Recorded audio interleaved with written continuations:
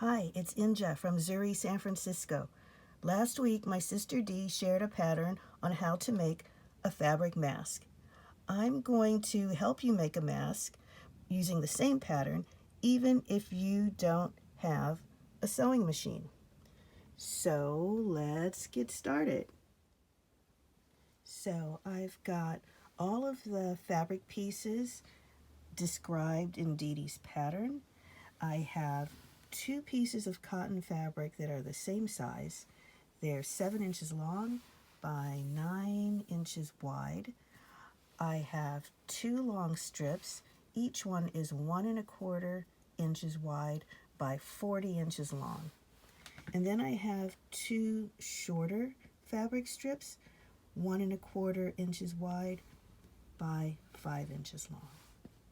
I also have a needle, thread, scissors, and pins. So the first thing I'm going to do is place my fabric rectangles one on top of the other. The wrong sides are facing each other, so this is the right side of this fabric and this is the right side of this fabric. I put pins in to kind of hold them in place so that when I start sewing, the fabric won't slide around. So we're ready to sew. I have double thread because it'll be sturdier than a single thread, and I've knotted the end. So let's start stitching all the way around, 1/4 inch margin.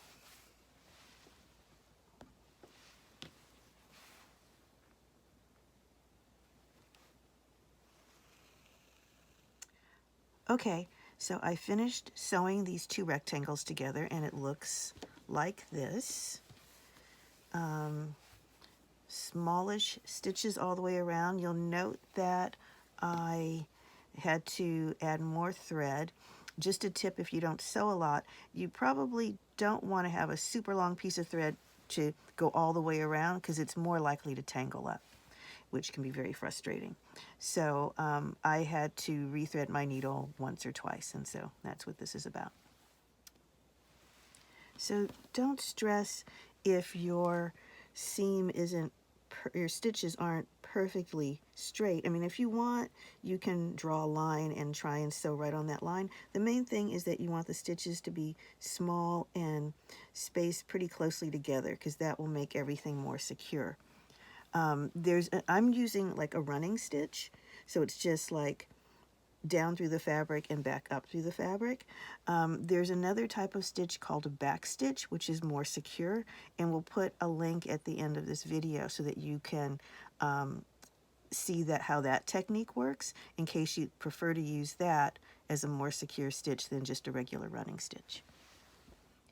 In this next step, we're going to begin to make the pleats. So for this, I'm going to use a ruler and mark off where those folds are going to be. Thankfully, Dee Dee's pattern has included measurements, and this will help demystify this process. So here's the top of the rectangle, and I'm going to measure down 1½ inches from the top. So I'm going to make a mark, and then I'm going to measure 2½ inches down, which is right here, 3 inches down, 4 inches down, all from the top, 4½ inches down, and then 5½ inches down. I'm going to do the same markings on the other side. Now the fabric that I'm using has kind of a bold print on it, so it might be hard for you to see the marks that I made for the measurements for the pleats. So what I've done is I've marked a piece of paper from the top with those same measurements: 1½ inches, 2½ inches, 3 inches, 4 inches, 4½ inches, and 5½ inches. So those same measurements are on my fabric, marked on both sides. The next step is going to be to match up those marks. 1½ matches up with 2½. And you place a pin there. 3 matches up with 4 and place a pin there.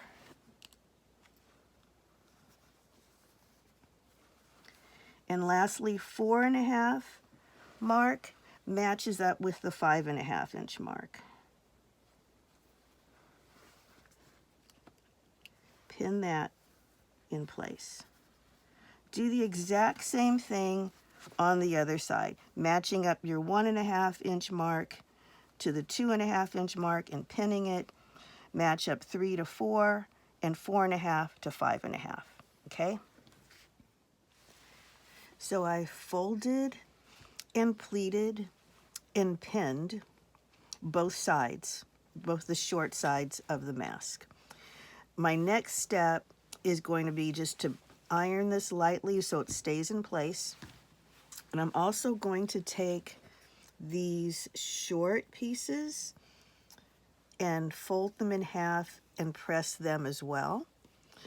I have 2 of those that I'll do that with. And then the long pieces, while I'm at the ironing board, I'm going to press those too in half lengthwise. Okay, see you in a minute. This is what I have now. Here's the mask, and this edge is pushed right against that folded and ironed edge of the short strip. I'm going to put a pin or a couple of pins in just to hold it securely as I start to sew with those small stitches again. I sewed the 2 side pieces onto the mask. Here's the front, here's the back.